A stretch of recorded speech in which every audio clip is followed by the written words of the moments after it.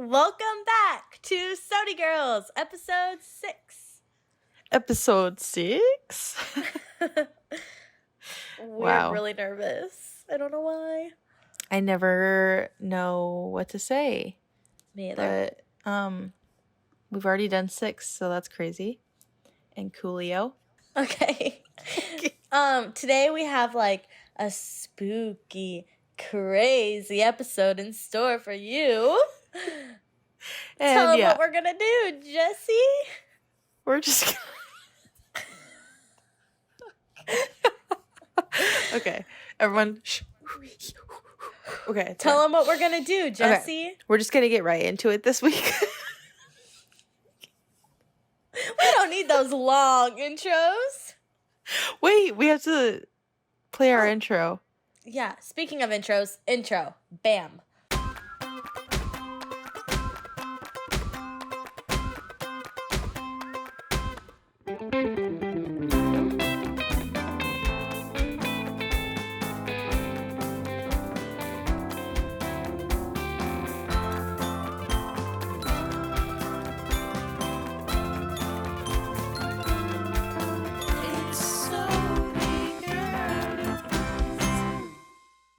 Get into it, yeah. Get into it, yeah. Okay, we're gonna get into it. This is gonna need a lot of editing. No, fine. You know what? We're just gonna keep it. Go raw. Okay. So I didn't mean it like that. Okay, stop. We're getting into this because we cannot let the people wait any longer. Yeah. Okay. This is Sodie Girls Talks True Crime. Ooh. I don't think you guys are ready for this challenge. Okay. Yes, okay. Today we are going to be chalking. Okay. This is off to a really bad start. Okay. And it's not something to laugh about because these stories are very sensitive and sad. Okay. Each one of us picked about 3 stories from our towns that we live in. Jessie's up in Nashville, Tennessee, and I'm in Omaha, Nebraska. And we've got 3 different stories. So take it away, Jessie. What? You want me to go first? I can go first if you want. I kind of want you to go first. Okay. I don't know what one to do first. Okay. I'm really bad at telling stories, so I'm going to try to just lay this one out. Okay? All right. And also we're doing like, I guess, a trigger warning if people don't like violence or or murders. There might be like sexual assault stuff or murders or like I don't know, just throwing that out there. All right. Yeah. Okay. Hit it. So, mine happened here in Omaha, Nebraska, in 2000, November 12th, 2000. Police got a call. A woman was found injured in the snow, and her head had been severely beaten into railroad tracks, and her whole body was beaten. So they found her, and then they took her to the hospital. And she couldn't like remember anything at the time because her head had been beaten so bad. But when police went back to her apartment, they had found her 2 children. One was 13. Her name was Latera Chandler. Oh, the lady's name was Judy Chandler, by the way. She was 36. Her 13-year-old daughter, Latera Chandler, had been sexually assaulted and strangled to death. And her 7-year-old son, Tramar, was found dead in the bathtub. Dang. Yeah. So 2 months later, Judy was she was coming in and out of coma. So she had no idea that her kids were dead. She really had no idea what had happened to her. But when she had gotten like strong enough and out of a coma, the doctors finally told her about her children. She was heartbroken, all that kind of stuff.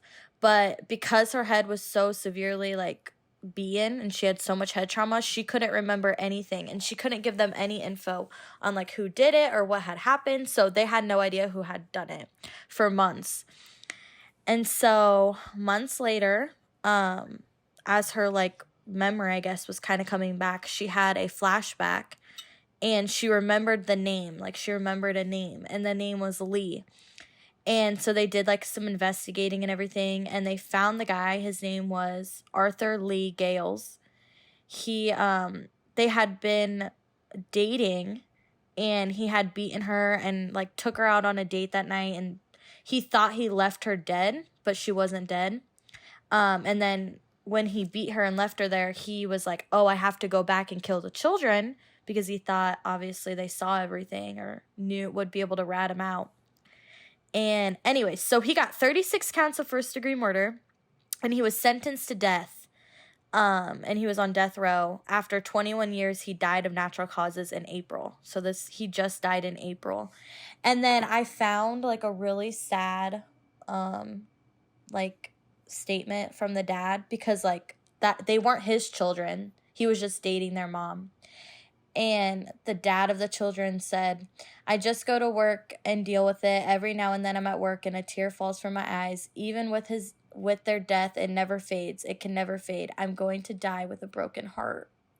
Oh my gosh. Yeah. That one just was really sad because, like, I don't know. Obviously. And this was in Omaha? Yeah, this was in Omaha. I don't know exactly where in Omaha, but like Omaha police found her and everything. So she's still alive. And I think she has one oldest daughter too, like a daughter older than both of them. Okay, your turn. This one's not necessarily in Nashville, actually. My second one is, but this one, his name is Samuel Little. And I'm just going to read a little bit from this Wikipedia thing, because also I am very bad at telling stories. There's a lot to this one, so I'm not going to be able to read it all, but basically, he was an American serial killer who confessed to murdering 93 people, and they were all women. He was convicted in 2014 of the murders of Carol and Guadalupe and Audrey. In 2018, he was convicted for the murder of Denise. The FBI has confirmed Little's involvement in at least 60 of the 93, but he confessed to 93 of them. Holy shit. This is actually the largest number of cases for any serial killer in United States history. So he is the most prolific serial killer in the U.S. Holy crap. 3 of them were in Tennessee, so that's how I found this. But he allegedly murdered women across 19 states over 35 years, ending around 2005. And his first one was in 1961. Yeah, I just don't understand how he did this for 35 years. Yeah, how did he get away with literally 90 whatever murders? So his first one, in 1961, Little was sentenced to 3 years in prison for breaking into a furniture store in Lorraine. He was released in 64. By 75, he was arrested 26 times in 11 states for crimes including theft, assault, attempted rape, fraud, and attacks on government officials. How can you be arrested 26 times? Yeah, why would they let you out even after being arrested like 10 times? Like, you should just be in jail forever. In 11 different states? Like, I just don't get how he's moving across all these states. Like, so yeah, he had been to jail that many times and got out that many times and confessed to murdering 93 women. It's weird that it was all women too. And he just died in 2020 in the Los Angeles County area hospital. So he lived a long life of murdering people. That's wild. Spooky. Okay, so if you're from Omaha, you probably know this one, the Westroads Mall shooting. And I actually like read stuff that I never knew. I never had really like looked into it too much because it's just like it hits too close to home. Like I go to that mall way too much, so I don't like to look at it. But anyways, so pretty much Robert Hawkins is his name. He shot and killed 8 people and wounded 4 others at the Von Mar in Westroads before committing suicide by himself. Shooting himself in the head. Okay. So it says that an hour before the rampage, his mother called the Sarpy County Sheriff's Department. And in his suicide note he left, it read, I just want to take a few pieces of shit with me. Just think, though, I'm gonna be fucking famous. That is so crazy to me, and that's really scary to me that, like, he said that. So it says that he walked into the mall first unarmed. He entered at the Von Maur department store at 136, and then he walked a little bit in the store, looked around, and then he left. 6 minutes later, he walked through the same entrance, and he went directly to the elevator to the right, and this time he had, like, a semi-automatic rifle with him that he stole from his stepfather's house. And he had it, like, all in a sweatshirt, and then he took the elevator to the top of the floor, and at approximately 1:43, so that's, like, 9 minutes after he first walked in, he stepped out of the elevator onto the third floor, and he opened fire. He killed 2 women standing by clothing racks, killed 2 men on the first and second floor, and then he wounded 2 people on the third floor. And then he walked to the customer service desk, and he shot several people, killing 3 of them. And then he committed suicide by shooting himself up the chin. Oof. Yeah. And then, like it says, the police showed up 6 minutes after receiving the first 911 call. And in the calls, you can see that, like, you can hear the gunshots.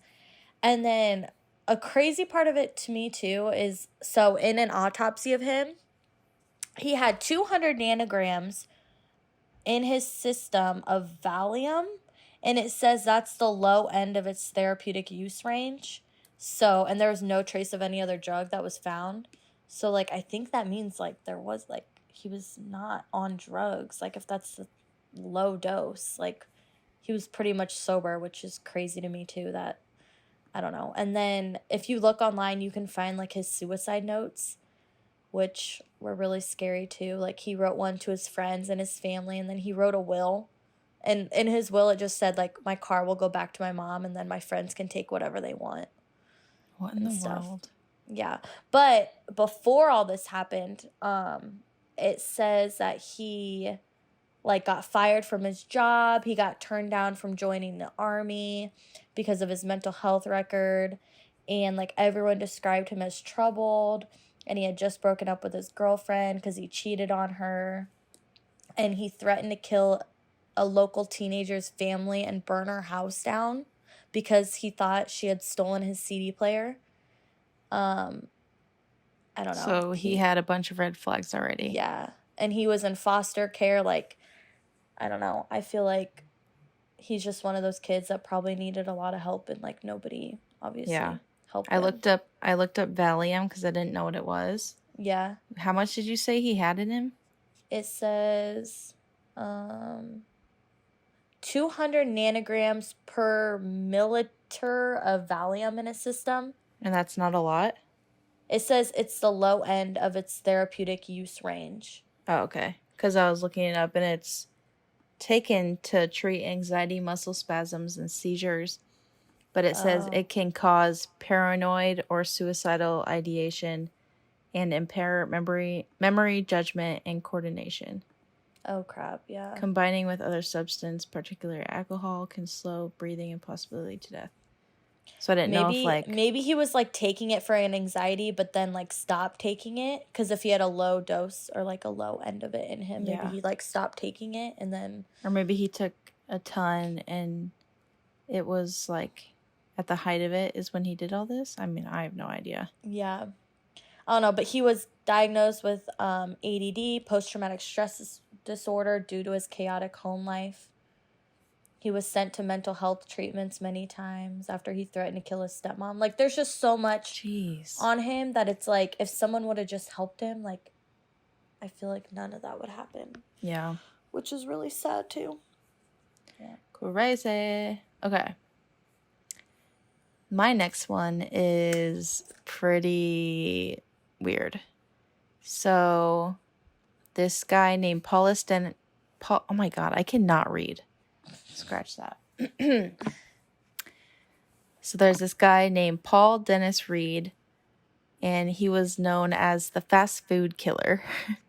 He was an American serial killer convicted and sentenced to death for 7 murders during 3 fast food restaurant robberies in metropolitan Nashville, Tennessee, and Clarksville, Tennessee, between the months of February and April 1997. At the time of the murders, Reed lived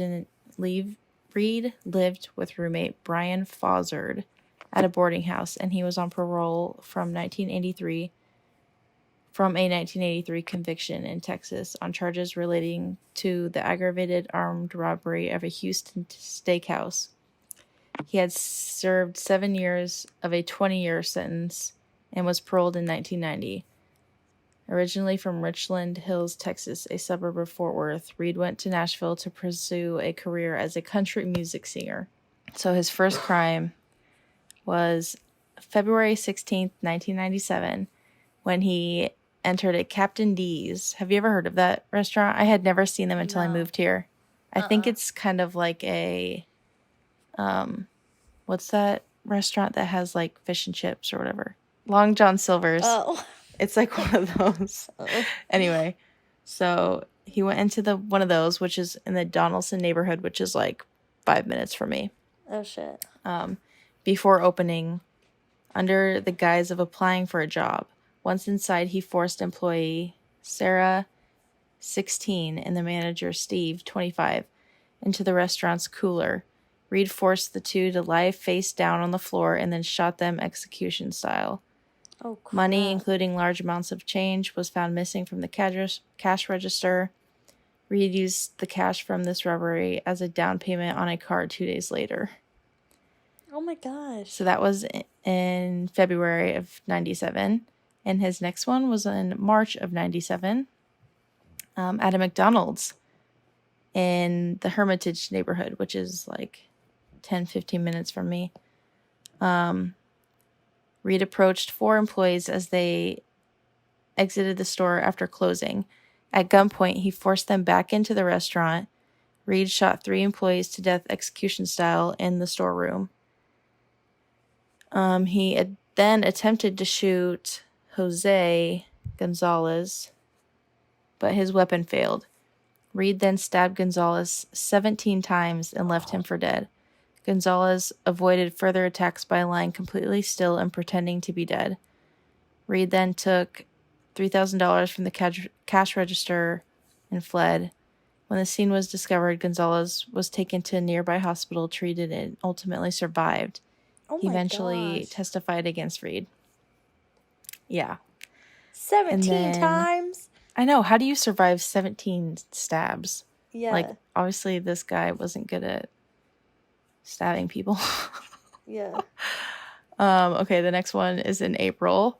So, February, March, and April. It's literally once a month. Shit.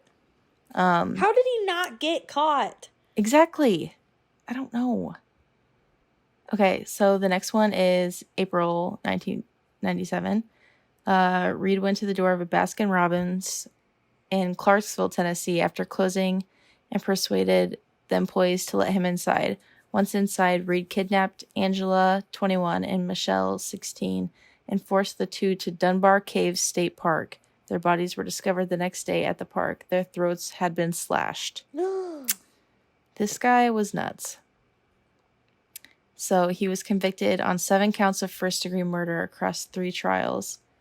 And jurors from West and East Tennessee were brought in and sequestered because a judge determined that the overwhelming media coverage in Nashville would prevent the selection of an unbiased jury. Okay, so Reed received 7 death sentences for his convictions, the first 2 coming on April 20th, 1999. Reed's execution was stayed several times in the years following, including an instance in 2003, just hours before the scheduled execution. Reed eventually waived his right to an appeal. Members of his family, along with anti-death penalty activists, claimed he was mentally handicapped and unable to make such a decision, and filed multiple motions to stay his execution. What does that mean, stay his execution? Like, have it not happen? Yeah, maybe. I don't know. Okay, yeah, probably. However, the Tennessee Supreme Court upheld all of Reed's sentences. Reed's case received national attention among anti-death penalty activists. His last execution date was scheduled January 3rd, 2008. So from 1999 to 2000, It's like 9 years. but Damn. again was stayed on December 26, 2007, pending investigation into the constitutionality of Tennessee's lethal injection methods. So I think Tennessee must have been going through, like, is it moral or not? The state of Tennessee immediately began appealing stays of execution to resume death penalty cases, including Reed's death. Reed died at Nashville General Hospital on November 1st, 2013. The cause of death was from complications due to pneumonia, heart failure, and upper respiratory issues. Reed had been in the hospital for about 2 weeks. So he got out of the death penalty multiple times. Damn. Wow. Okay. You have one more. Okay. I have a last one. This one's kind of short. I don't really know much about it, but it's really crazy. I don't even know what year this happened, guys. I think it happened in 2011. Yeah, 2011 maybe? Okay. Anyways, so Angela Mans, she was only sentenced to 35 years in prison, which I find crazy after you hear what happened. Okay, so she was 8 years old. She strangled her 12-year-old son, Michael B. Litz, with a phone cord in the summer of 2009. She told her police that her son was in Kentucky, but later they found the boy's rotting corpse in her bathtub covered with plastic and then kitty litter. Ew. So before all of this happened, apparently she had called, like, I don't know what that's called, Child Protective Services or something, and asked for help. She was described as mentally ill, desperate, hopeless, and she reached out for help, and pretty much, like, the system failed her, and they obviously failed him too, but they wouldn't help her. But they said that his body was there for probably, like, a month, like 3 weeks to a month. Oh my God. And neighbors, like, started seeing flies and, like, probably smelling the body, I'm assuming. And neighbors said that they hadn't seen him in, like, a month. And so they were worried about him and her because there was, like, no traffic in and out of the house, they had noticed. Was she just gonna let him, like, rot and then, like, drain him down the tub? I don't even know. Well, like, I don't know what kitty litter would do. So long. Well, it would get like, rid of, like, the stench and, like, soak up anything. It says it stops decaying too, like, so the smell probably wouldn't be as bad. But he was, like, severely decomposing when they found him. Oh my God. But my mind is like, what were you gonna do? Like, just leave him in there for, like, ever? But yeah, I don't really know a lot about it. But she was sentenced to 35 years. I assume she's still alive. But I don't understand how you only get sentenced to 35 years for literally murdering your son, putting him in a bathtub and hiding it. I know. Like, wouldn't you think you would get, I don't know, maybe because she's mentally ill. I don't know. But it's just crazy that she reached out for help and, like, said that she, like, couldn't handle it or, like, whatever she said. And nobody it's helped. like obviously a cry for help and no one went and checked it out. The system failing again. Really, Omaha needs to do better, apparently. Surprise. Okay, yeah, I don't know. That's all I got. And that was really dark. That was darkness. Dark. So now we're going to play a fun, happy game. Yay! Yeah, let's switch it up and play a fun game. Okay, so I'm sure everyone has seen these by now. Like everyone on Twitter or TikTok. It's this trend going around where you're saying, like, he's a 10, but blah, blah, blah. Yeah. So, like example, this is my first one. He's a 4, but he is a great cook. So, like, he's a on a rating of 1 to 10, obviously 10 is, like, I don't know if this is just attractiveness. I think it is, right? Well, he's like, yeah, just kind of like their whole just persona attractiveness. I think, like, just attractiveness. Yeah. Like, he's a 4, so he's not, like, too good looking, but he's a great cook. So then he would equal out to, like, a 6. The other person would be like, he's a, so you think he's a 6? I think, okay, so he's a 4, but he's a great cook. 6, yeah, you're right. Yeah, 6. Okay, my first one is he's a 10, but he likes Star Wars. He's a 1.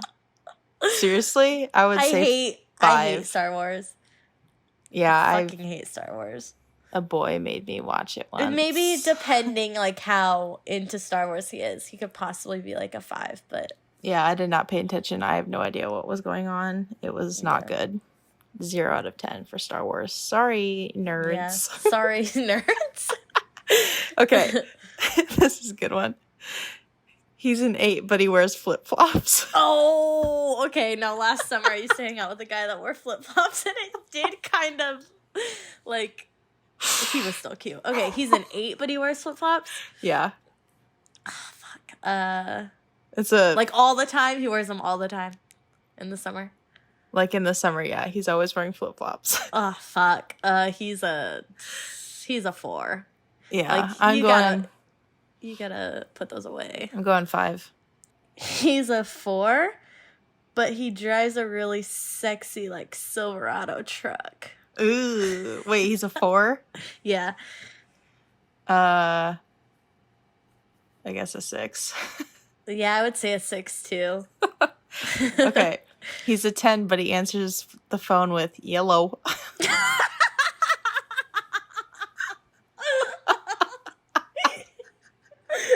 He's a 10. I love that. He would say yellow, and I'd be like, purple.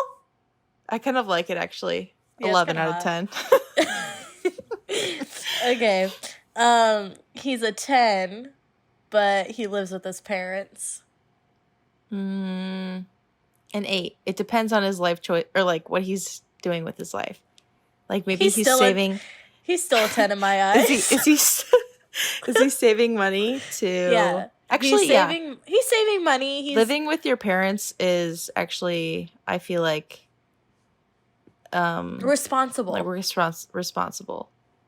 And as long as you're not out like doing like drugs every weekend and getting fucked up. Yeah, if you're like just partying and still using all your money and you aren't living at home for like a reason at this age.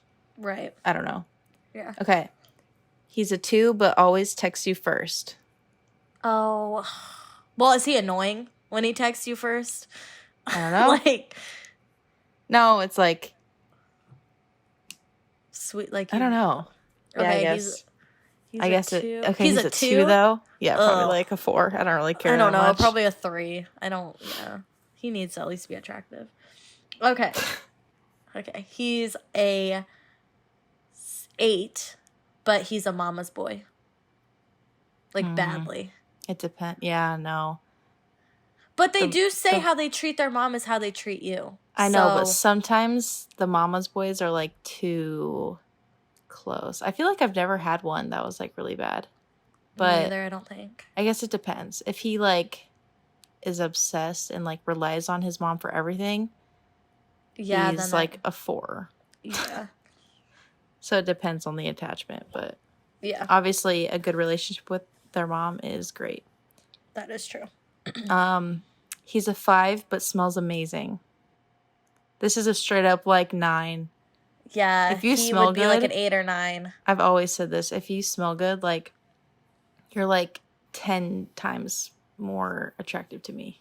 Right. Yeah. Or wait, 10 times? Because then your smell becomes like comforting and good, and then it's like you just miss the I don't smell. know. It just automatically makes you attractive. So I don't think. Oh my gosh. Boys, if you're listening and you smell, get a good cologne. None of my crushes, I can like remember their smell. So maybe I hate them now. Honestly, I've never had.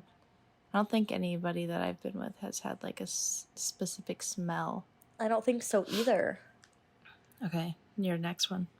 Okay. He is a 10, but he doesn't have a job. Oh gosh. Well, also depends on the circumstances, but if he's like he's a lazy. bum, okay, yeah, he's a bum. A 2. Depends how hot he is. If he's a hot ass bum, I'll give him a 6. Yeah, that's why I'm giving him a 2. No. I'll give him a 6. No. I'll support you. I'll get a job, brother. Yo, sugar mama. Okay, he's a 10, but he drives a Prius. 0. Get your hybrid little motherfucking Prius out of here, boy. Imagine seeing someone that looks like Miles Teller. I just think he's really hot right now. Or like Zac Efron driving a Prius. Yeah, that's so bad. Actually, okay, if it was Zac Efron, I'd still say like 14. Like if it was like Justin Bieber, like hopping out of a Prius, yes. It's embarrassing, kind of, but sorry for anyone who has a Prius. Like, thank you for. Or just like a guy with a really girly car. Like a guy can't drive certain kinds of cars. I know, it's like, so bad. A guy can't drive like a RAV. Like a guy can't drive a RAV. What? No, like no. Any SUV is way better than a car. No. Okay. For some reason, guys driving a car like gives them like -3 points, which is so messed up. If they drive like a Honda, it's fine. Or like a Corolla. No, if it looks like sporty, maybe. Why am I like this? Like, why is that a thing? But I do prefer a truck, but it has to be a white or a black truck. Okay, that's too far. No, because I don't like silver. No, don't that be driving is too far. Silver car. Any truck. Don't be driving a red car either, or blue. Okay, next. Okay, he's a 7. No, this will be my last one. You go. Okay. You go, and then I'll go. Okay, fuck. He is a 5. But he's got good like cowboy vibes. Like he's got the boots, he's got the hat, he's got the. What the hell is the He's a 5, but he's got cowboy vibes. Okay.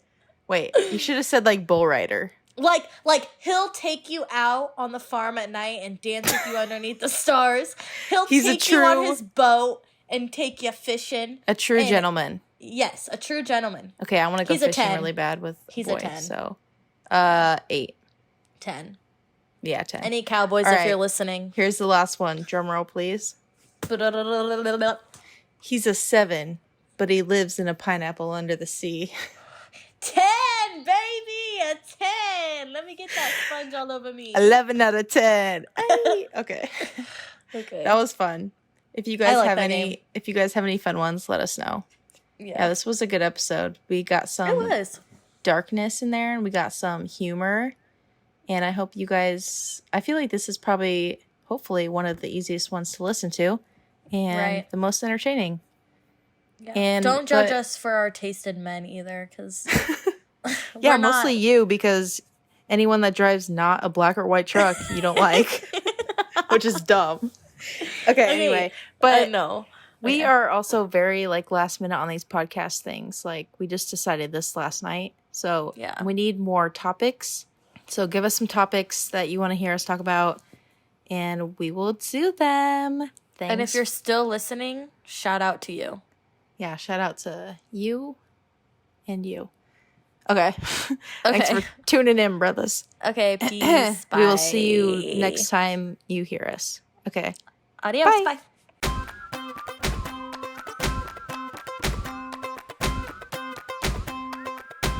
Bye.